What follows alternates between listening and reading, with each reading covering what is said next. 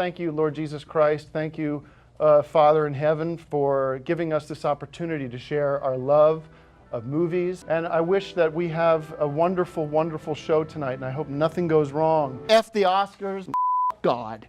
I don't give a shit about Oscars. Welcome back to I Have No One Else to Talk to About On Cinema. Today's topic, the third Oscar special, is really great. After we get the first annual On Cinema cake flop, Mark does his impressions of the Three Stooges. As Mo, Mark leads a thoughtful discussion on violence in media. In my day, you had the Tom and Jerry. His spot-on impression of Curly asking Mo what he's doing is a real treat. Hey Mo, what you doing? His Larry Fine is very informative. I died in 1975. It's clear Mark is a true professional that can handle anything that's thrown at him. When he gets an on-the-spot request to impersonate Charlie Chaplin, he eagerly jumps at the chance to entertain. You should do Charlie Chaplin for us tonight. I'm eating. Huh? I'm eating. Then James Dean comes back from the dead, and history is made with an unprecedented performance of all Three Stooges at once. Thanks for watching, and I'll see you at the 4th annual. Alright, we can talk about the rest of it too, I guess. If the first two didn't, the third certainly cemented the Oscar special concept as a golden comedic anomaly to which there's no real comparable analog. Performed live each year with minimal rehearsal time, these masterpieces keep finding new ways to impress conceptually and technically almost as much as they push the boundaries of experimental comedy. But after two specials where these guys that don't really know anything make a live show about the Oscars that always goes horribly wrong, you might think the joke would be tired. Well, the third annual is absolute proof of this concept's staying power and why it doesn't get old despite repeatedly displaying so much of the same behavior and tropes year after year. It's organic champagne, so it's non-alcoholic.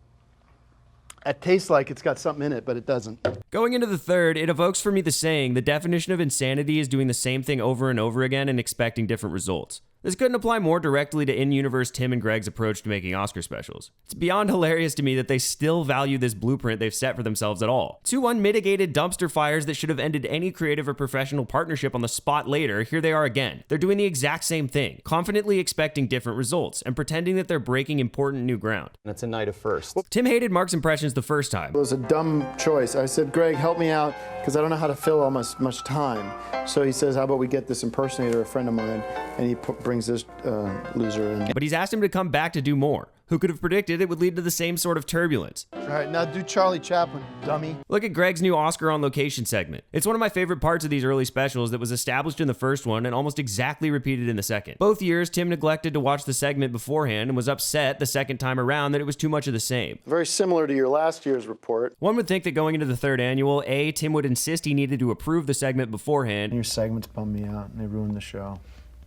And B, Gregg would realize he couldn't get away with doing the exact same thing for a third time, or at least improve on the formula in some way.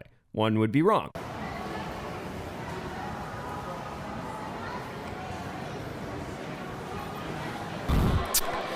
You can see behind me the steps. Once again, we follow Gregg as he just walks around the lobby area of the Dolby Theater that's open to the public and talks about The Hobbit. It's simultaneously the exact same thing as last year and the year prior, and also amazingly somehow worse. For the third time in a row, he points out an empty space on the wall where the latest Hobbit movie will go. The Hobbit will be on this wall of fame as well, probably in that spot right there. They've even left a little space up there at the top in which to honor Hobbit 2. There's space to add this year's Best Picture, The Hobbit 3. And yet this time he gets confused about where that space is, does another take, and leaves both takes in the edit. If you look down there, over here, that's where they're going to have The Hobbit 3. The segment is terrible in a really pitch-perfect way, and Tim's predictably negative reaction is funny as it always is. It seems like you're going back to the old script. I'd say get some new energy in there. But this is effectively the exact same joke as last year. I can't stress enough, though, that the point is not lazy rehash. Because as always, the real meat of this comedically is these characters and what the hell they're thinking. It's that ballsy kind of confident comedy that Tim and Gregg are so unafraid to make, where they aren't constantly concerned with the inherent entertainment value of the piece at face, but rather with the comedic effect of its existence in relation to their characters.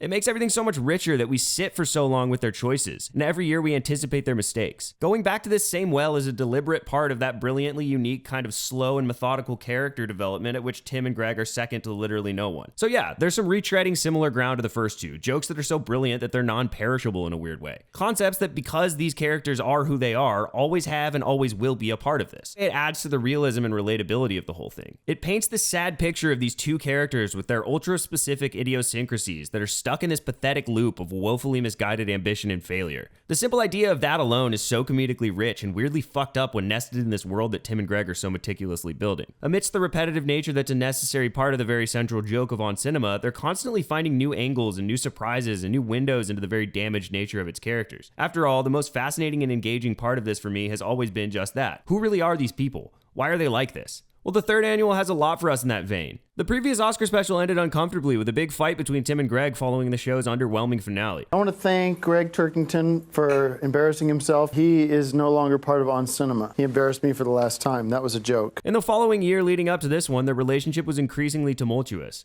Go to bed nothing sleeping. to do with this show. I'll go to bed sleeping every night! I think it becomes clear, if it wasn't crystal before, that Tim and Gregg should just not be working together. Of course, looking back now, we know this era somewhat pales in comparison to the heights of toxicity their relationship can at times reach, but this year between the second and third Oscar special has been eventful to say the least for both of them. Him and I have a baby now. Suffice to say, at this point in the epic who's gonna win, who's gonna lose battle between Tim and Gregg, Gregg seems to have the upper hand. Tim just got back from his attempt to avoid taking responsibility for his newborn infant son by running away to Jackson Hole. Apparently while he was there, he was doing business with white supremacists and something happened that sent him packing again. I was getting guys that were involved with KKK. It was a bad scene and I had to get out of there. Anyway, at the time of this Oscar special, Gregg is letting Tim live at his apartment, and hilariously it seems his method of repayment may be clenched-toothed public showings of respect. That's one thing I really love about this one. I love how it starts on this note of Tim trying to play nice with Gregg. He is a real film buff, and that's going to be so valuable as we go through tonight's show. There's evidence of it everywhere, from weird moments like this. I love you,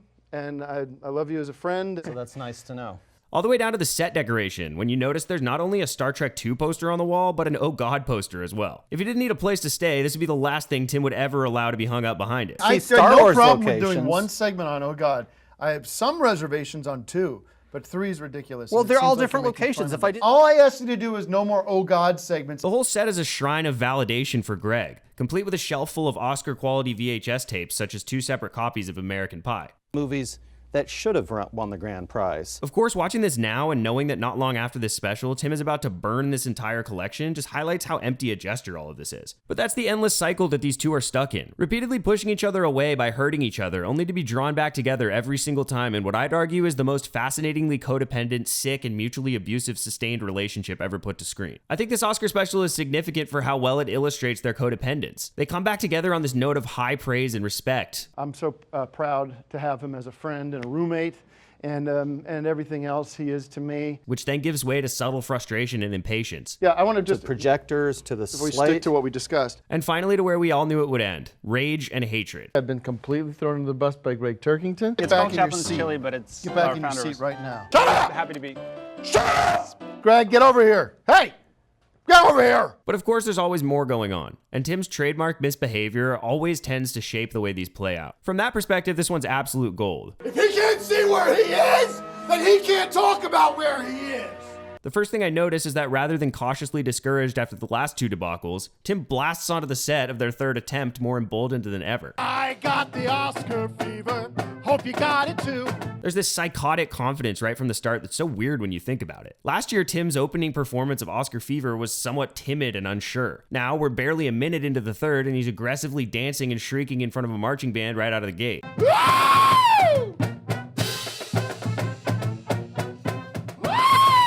More than any other Oscar special, this one starts from such an emotionally unhinged place. Then, I think we're meant to understand why when Tim reveals that he's in fact on drugs. So I've been drinking a little bit of Mucinex all day long. I wasn't sure, so I looked up the effects of getting high from drinking large amounts of Mucinex. They include overexcitability, loss of coordination, lethargy, slurred speech, Arnold Schwarzenegger. sweating, confusion, Samuel L. Jackson's gonna be here. agitation, Thank you, Kim. Step away before I get pissed. euphoria, and hallucinations. Last time, Tim started out presumably sober, became way too drunk, caused absolute chaos, and then came down and got all sleepy and loopy and grumpy. Congratulations to all the losers who won. Matthew McConaughey, you're nothing to me. This time, we start with a very high, unstable Tim and follow the sharp decline as he both deals with the effects of the drugs he's on and finishes an entire bottle of champagne for good measure. Bad news, everybody. This is full of booze. I thought it was just organic soda, but it is champagne. I've finished a bottle. He knew what he was doing. The arc evokes a manic drug-fueled night giving way to a sad late-night come-down. The way he performs this believably paced range of emotions and changing moods in real time like this is more evidence, if you needed any, of the world-class acting Tim is capable of.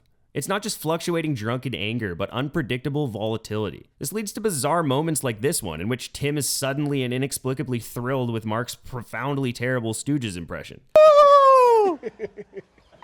I wish I was in this. Maybe I'll do Larry and you do Curly. Because I was doing Larry.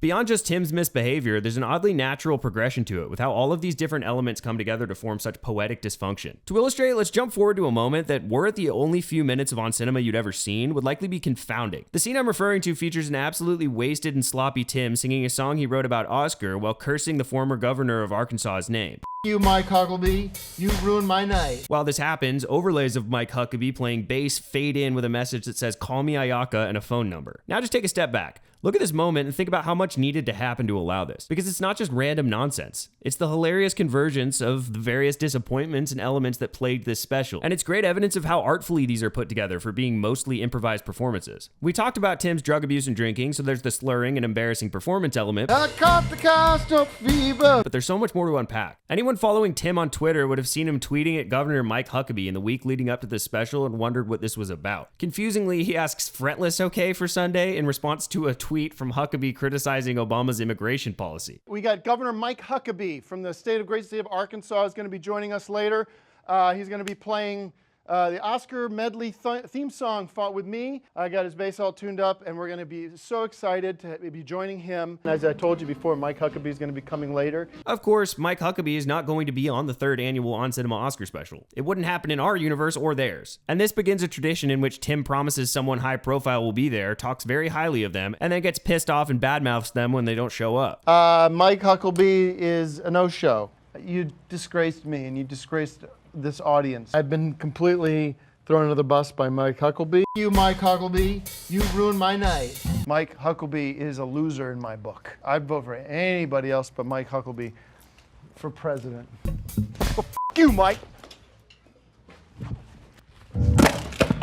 Okay, so we have the Mike Hucklebee thing and the overlays of him playing bass. It's a painful reminder of what the show was going to be in Tim's mind, contrasted with what's actually happening, kind of kicking him while he's down in a way. It's a little up to interpretation, but the way I like to view this special, there's a reason for this, because someone behind the scenes is obviously controlling these overlays. Because of the live format of these productions, there's always a crew, which we rarely ever even get glimpses of, but they become an important character in these specials. One of the most valuable additions of the 3rd annual is Hank from Chaplin's Chili, because he's essentially the first crew member with a face that we actually get to know, so that we feel it more when Tim bullies him every year because he doesn't like the food. Either way, one of the standard jokes is to pit Tim against the people that are trying to run the technicals of the show, and especially as he gets drunker and more impatient, have him absolutely berate and abuse them. In past years, it took a lot longer to get to that point, but this year, Tim's volatility is off the charts from the very start, and it pretty much only takes a few sound issues. My name is Tim Heidecker. Welcome to the 3rd annual On Cinema Oscar special. We're getting A mix-up with the cue for the chairs. Can we get our seats in here? Because I feel like we're standing and my legs are starting to. We have to have them in now. The idea was that we'd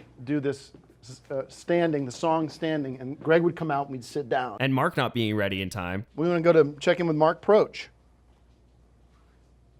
Not ready? We don't have Mark? Okay.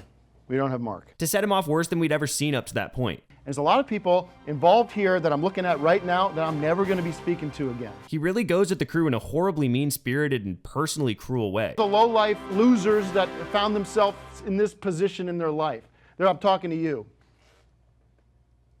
Again, it's not made clear in any way, but my favorite interpretation is that after this moment, the crew is just done with him and takes it out on him in little ways. That's why when Tim uses his platform to try and get his ex Ayaka to call him back, the crew just sits back and lets it backfire on him. There's a lot of people calling. Okay, ignore.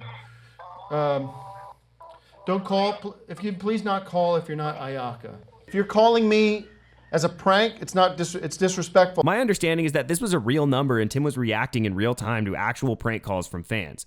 I'm continuously impressed with how Tim and Gregg can take these loosely propped up bits like this and spin gold out of them and make them seem so well orchestrated. Those are just some ridiculous levels of improvisational talent. Anyway, as Tim pleads with the crew to take the number down. Turn this off. Why don't you kill the number on the screen? They keep putting it back up throughout the rest of the show. I'm asking the people in the booth to stop putting that number up. She knows how to contact me. It was a mistake to put up the number. Now let's jump back to this moment near the end of the special when Tim is just up there losing his mind, barely even singing his own terrible song correctly at all, looking like he could just keel over and pass out at any second. As all of this is happening, Tim is throwing even more disrespect to the people working on the show. I got diarrhea from that Chaplin's chili shit. I like to imagine a disgruntled live editor looking at Tim in disgust, thinking what a jerk and a fool he is, and just deciding to put up pictures of Mike Hucklebee to make fun of him and kick him while he's down, and on top of that further sabotage the moment by adding Tim's phone number back onto the screen. Of course, this very well may not have been the intention, but the point is that there's so much to break down and analyze in this one single moment. There's so many little jokes and references from before that are feeding into a hilarious moment that otherwise wouldn't be possible. I think this sort of gets at one of the biggest reasons why so many of us love this world so much and have been so inspired to dig deeper into it. On Cinema entirely exists in and is sustained by its own world with its own lore. It's not only this, because it's hard to sum up something this complex and this vast with any kind of label, but for a lot of us, it really feels like one big inside joke just for us. No, I actually have some friends, some sources on the inside.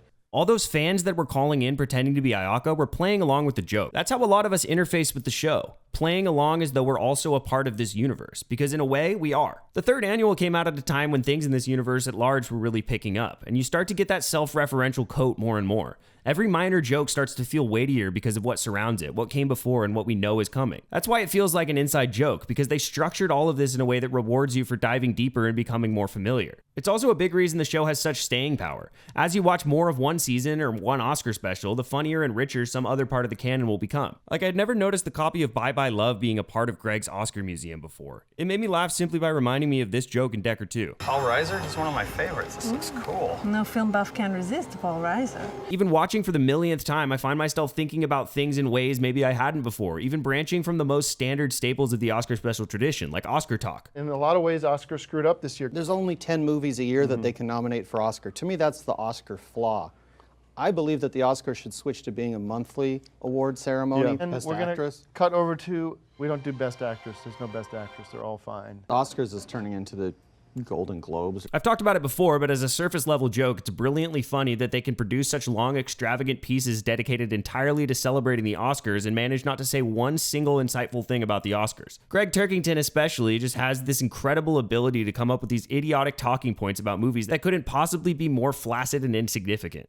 Whiplash is a great movie. It's a concert movie, really. It's not something that should be getting awards. Long drum solos and guitar solos, and it's like watching a Woodstock movie. I don't know how much of this exactly is improvised and how much is planned ahead, but either way, it's this very specific humor that only he can pull off. I just love these points he makes that are so perfectly constructed as just wrong enough, but not so random and ridiculous that you can't totally see how a moron would come to them when trying to feign inside knowledge. It's perfect characterization, presented so wholly in earnest without a hint of a wink. Because of Gregg Turkington's genius as an improviser and performer, it will always be hilarious. And that's why this bullshitting just keeps going endlessly year after year, and it's why we still love it. It's such an integral part of this character's behavior. But one seemingly throwaway line made me laugh so hard this time around. There's been a trend in recent years on the Oscars of trying to turn it into the Grammys. I feel that we don't need movies about music winning awards. I feel we don't need segments like the thing where the guy from Maroon 5 is performing. We know that Gregg is not a fan of music at all, but on previous Oscar specials, he's been excited about Oscar music. It's nice to hear all those old Hollywood classic songs. It reminds me of the old Gene Kelly Singing in the Rain. And to see that in 2013 is kind of a treat. Clearly, him saying this now is in protest to Tim bringing more and more music into their world. It reminded me that one of the scenes from the upcoming Decker season that had been shot already was Tim's big song, and it led me to imagining Gregg passively aggressively protesting on the set. My point is that the joke isn't just that it's deeply absurd to make this point on an Oscar commentary show as it would have been absent context. Little moments like this can really prod your imagination to fill in gaps and get more out of jokes because of how meticulous Tim and Gregg have been in building this world. One big inside joke. The third annual really feels to me like an early celebration of that. From the beginning, these were never really about the Oscars, we know that.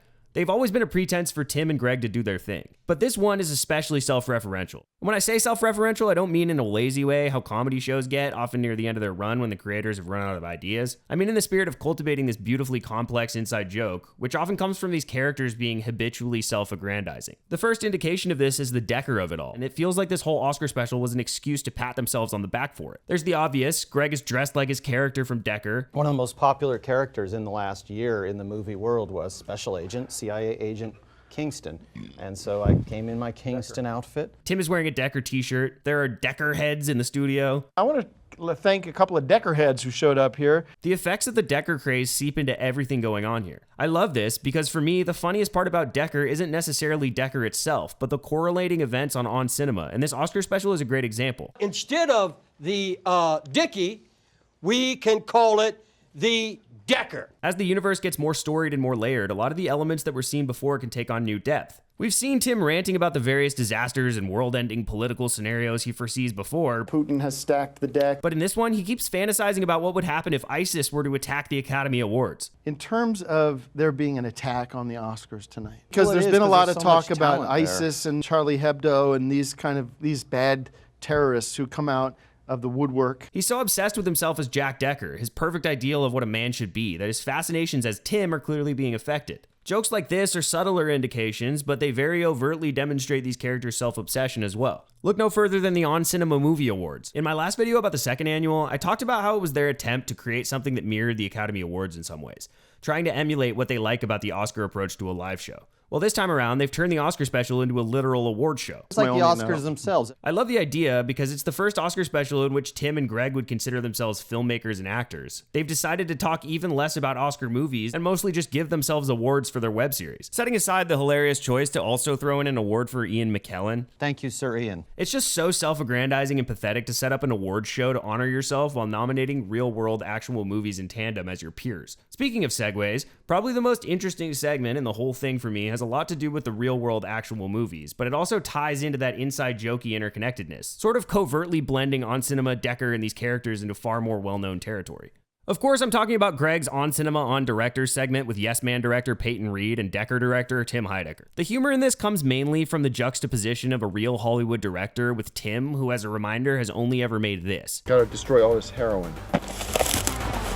It's hilarious to watch Tim be so dismissive and talk down to someone who couldn't be farther ahead of him in terms of success and talent. I didn't get a chance to see all the movies you did, but seems like you're a nice guy. Best of luck to you. And my favorite bit might be how Peyton Reed goes along with it kind of passive-aggressively. You're on a movie for, I don't know how long it took you guys to do your 2 weeks for thing. the first one. So you're on like, say 2 weeks to a year or something like that. It's not just Tim up against another far better director to make him look even smaller though. Tim and Gregg are clear Hollywood outsiders. As much as they claim inside knowledge, they are generally clueless, and while they disagree with each other all the time, it's really rare that an impartial, reasonable, grounded third party comes in and sets them straight. Actually, this is really the first example I can think of. It's really interesting how it plays out, because as we know, Gregg is completely incapable of admitting he's wrong, but up until this point, the only pushback he's really gotten is from Tim, who is also often wrong. One of my favorite jokes of all time from anywhere is Gregg Turkington continually insisting that Hobbit movies are going to win writing campaigns at the Academy Awards. It just will never not make me laugh. And this Oscar special gives me that fix and then some.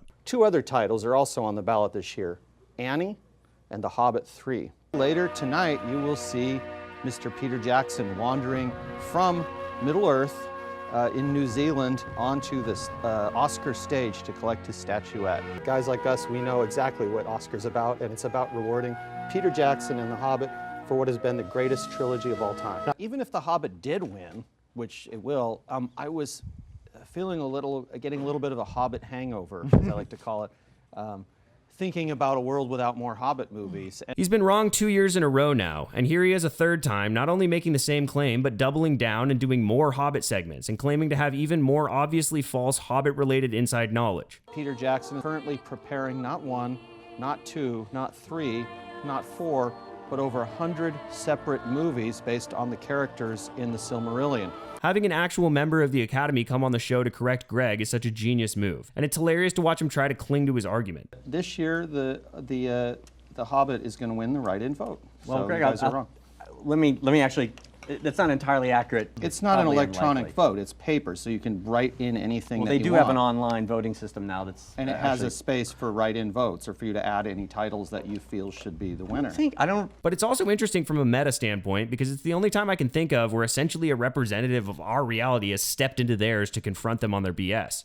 This pertains to something I've always been personally fascinated with that I touched on way back in my video about the trial. We never get a really clear perspective on how people in their universe view them. The idea of a bunch of people jumping at the chance to prank call Tim pretending to be Ayaka suggests that there's a bunch of people in that universe understandably watching the Oscar special ironically or making fun of it. But here's this actual film director that saw Gregg in this scene. What are the numbers?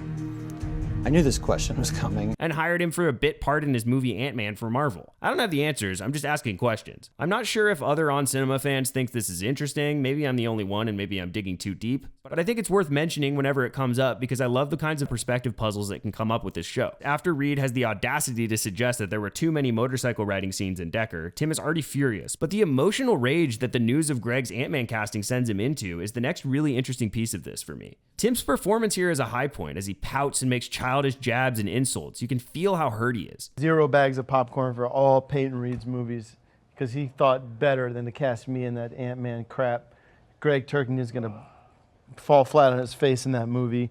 Everyone's going to boycott that movie, and I don't want any On Cinema family members to see that crap. I think everything in On Cinema comes from that deeper place. With Tim and Gregg especially, you could write whole psychology books with the amount of internal dysfunction and pain we can infer from everything that happens in the show. In this fit about Ant-Man, interestingly, the rage is overshadowed by the hurt. What he did to me was as much a disgrace as you can do to a man. Tim clearly feels betrayed. It's almost like Gregg has cheated on him. So you two are together now as a Michael team? Douglas and... You two are the team now, and I'm a guy on the outside? I think this is an interesting window into their toxic, codependent relationship and how they feel about each other. Tim always seems to hate Gregg. Again, he's about to burn his VHS collection, the one thing that means the most to him in the entire world. And yet, he doesn't want Gregg to work with anyone but him. What's more, it's clear from Gregg's discomfort that he knows exactly what this means to Tim. This feeling Tim has when Gregg is doing something other than working with him could explain that infinite cycle I mentioned earlier, the central force at the core of this whole show. By whatever mystical decree, these two people are eternally linked. When one sprouts wings, the other will do everything in their power to see them clipped. But every year, the strength of their bond is tested more and more, and the third annual's finale is a doozy. I have a finale that is going to make international headlines. Gregg hyping up his next secret Oscar finale beyond any reasonable standard is a treasured Oscar tradition. This is the year we get probably my favorite one ever. Ladies and gentlemen,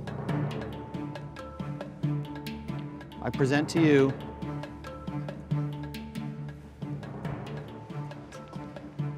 Mr. James Dean. It's so great because it's so stupid. The idea that James Dean would be able to lay very still to fake his own death and then move to North Dakota and do regional theater for decades before making his grand re-entrance on the On Cinema Oscar special with Gregg Turkington. The idea that Gregg heard about this in a chat room and believed it without hesitation. It's stupid, but it's a kind of stupid where you can totally buy it happening in this world in a weird way.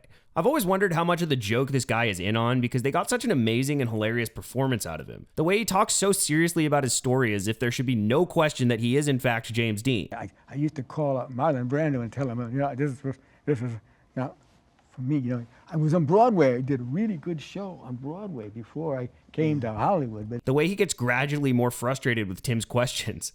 Would you submit to a DNA test to prove that you are DNA? Oh yeah, DNA? sure, yeah. DNA. No, what?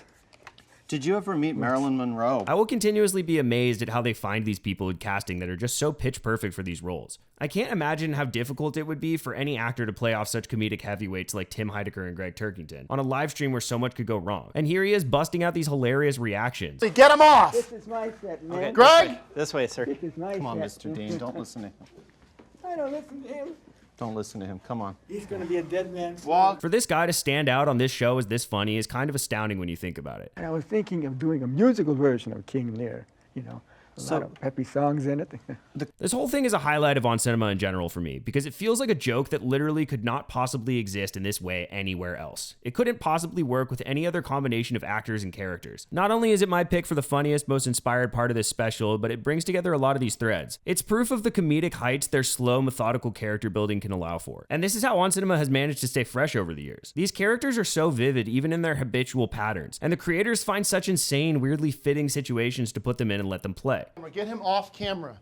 Get him off camera. Well, they can just not put the camera I'll on knock him. all the rest of your teeth out. It's predictable Tim would react this way. It's predictable Gregg would be upset with Tim. Yeah, he is a jerk. It's predictable Mark would awkwardly make a weird little jokey reference if he got pulled into it. You should have said, hey, Mr. Dean, or whoever you are, maybe Gene, Mr. Gene Smart from Kate and Alley. Who is this? That's what grounds this world so things like this can happen. Because otherwise, the whole scene and the end of this special are entirely unpredictable. It doesn't make sense that James Dean faked his death and has been doing regional theater in North Dakota for 60 years. It doesn't make sense that someone with a whole show about the Oscars would A, believe it, and B, bring him on and act like this towards him. Get him off my set! It doesn't make sense that right after all of this, it would fade into poorly green-screened edits of one guy impersonating all three Stooges at once. But in this world Tim and Gregg are building, and only possibly in this world, somehow it does, and it's fucking hilarious. And that's about as fitting a distillation I can think of for why this show is so damn great. Roll credits.